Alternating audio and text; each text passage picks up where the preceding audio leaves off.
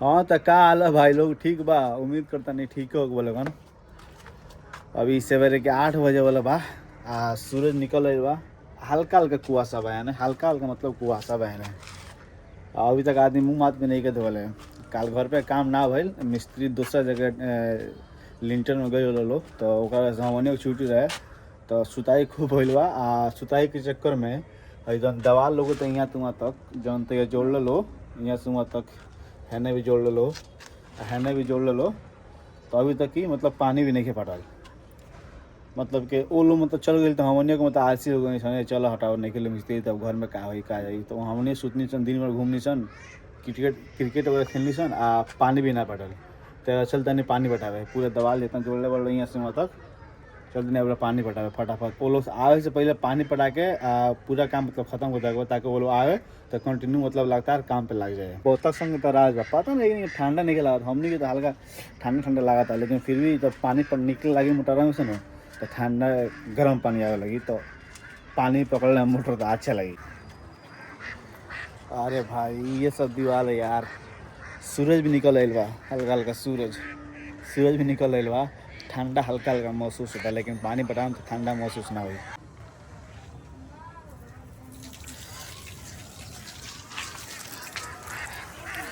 पानी आवे लगल, तुम आराम आराम से पानी पटाओ, कौन हड़बड़ी नहीं, अपन घर के काम बा।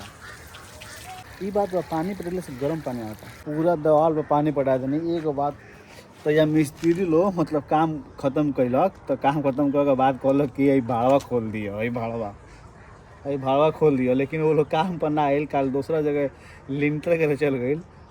हमनियो मतलब सुस्ती हो गई, अभी भाड़ा इतने पड़ल बा। अब आइल सवेरे कैलो कभी तक भाड़ा नहीं कितना खोल रहे, तो चलते नहीं अब पूरा जितना भाड़ा भाई जितना बने वालो 40 तो नहीं के, तो 40 के जगह पर पटरा पटरी रख के मैंने काम होता। ज़्यादा काम नहीं के वजह से, ज़्यादा काम रही तो 40 की भी जुगाड़ हुई। तो मतलब भाई भाड़ा खोलाता यहाँ से वहाँ तक पूरा पानी पानी हो गई। यहाँ मतलब मिस्त्री कलर है कि एक बार ट्राई कर दिया, फिर दूसरा के बार कहिए खूब मतलब ज़्यादा पानी जब तक मुझे से गिर के बाहर ना गिरे लगे, वो जब तक सोखी, जब बाहर गिरे लगी तब छोड़ियो। तो पानी यहाँ से वहाँ तक पूरा पानी पानी हो गई। हे रूम में भी पूरा पानी पानी हो गया, तो पानी बहुत ज़्यादा पटा दिया नहीं है। सब लोग कहते हैं कि हवा हवाई निकालना चले नहीं, तो वो मतलब के हवा हवाई के वीडियो मतलब देखलवा हैं सब।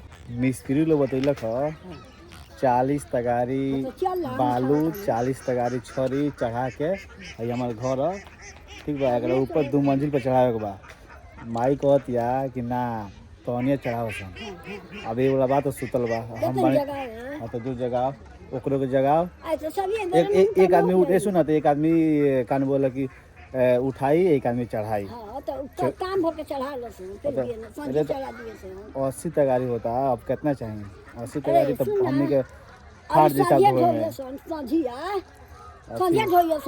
ठीक बा।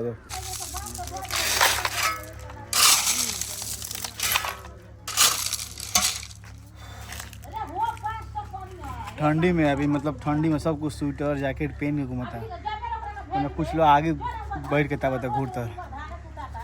आई ठंडी में इतना मेहनत होता, पसीना देखा कितना पसीना होता।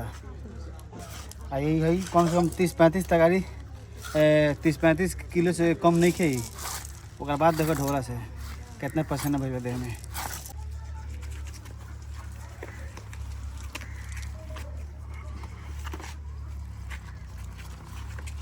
हालत खराब हो गया भाई।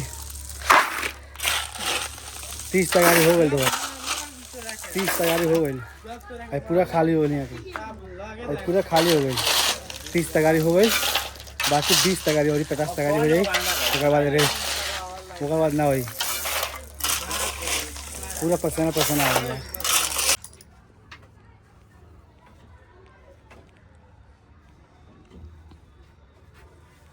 तो जितना भी भाड़ा लग रहा है पर, जितना भी भाड़ा रहा सब भाड़ा खोल दिले बनी, खोल के हेजे धैले बनी भाड़ा। तो सवेरे से 40 तगारी छड़ी धो देनी सन। 20 तगारी छड़ी है, 20 तगारी हे रूम में बा, 15 तगारी चावल बालू। माई से बार बात बोलो तो गइल राशन के राशन आइल रे। हां आइल ना तन को मार पे आज होत रही के लेके आइलो हमरा पे लेके आइलो। तो राशन भी आ गई सवेरे चल हमने बता के मतलब चल गई राशन के, तो राशन भी आ गई, हमने ढो भी देनी सन। मामी फोन के ले बड़ी बात करती है माई। अरे भारी में भरे देख रहा भीजल में गई तो क्या हो गया? दे ना इतना पूरा सीमेंट भरल बा, अकेले कह दिया उठा के। जा हम उठा दी अरे मर जा। ना पानी मर बना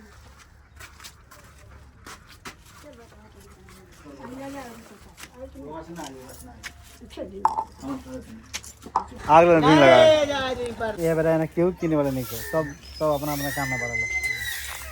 तैरुआ कालू से नहीं खैले, एक मतलब मुंह सूख गए पूरा पूरा, मतलब मुंह सूखा खाने लगा था। देखबे सूखा खाने के लगा तैरुआ तैरा तो मलवा जाती है साहब। तू अभी नहीं खेला, सब राशन के लिए अली अभी नहीं खेला तो जो खो अब कहली अपने बालू छड़ी चढ़ा के तुमने चढ़ा देनी सन आ शाम मतलब 40 तक चढ़ानी सन ऊ छड़ी आ 15 तक मतलब चावल बालू वहाँ 40 जन बालू रहा वहाँ चावल बालू वो चढ़ा दिले बने सन पूरा। तो अब बाकी बस 40 तक तो हमने को चढ़ा के आ चढ़ा के मतलब चलने के मिस्त्री आए लोग यहाँ से तो काम चालू हो जाए।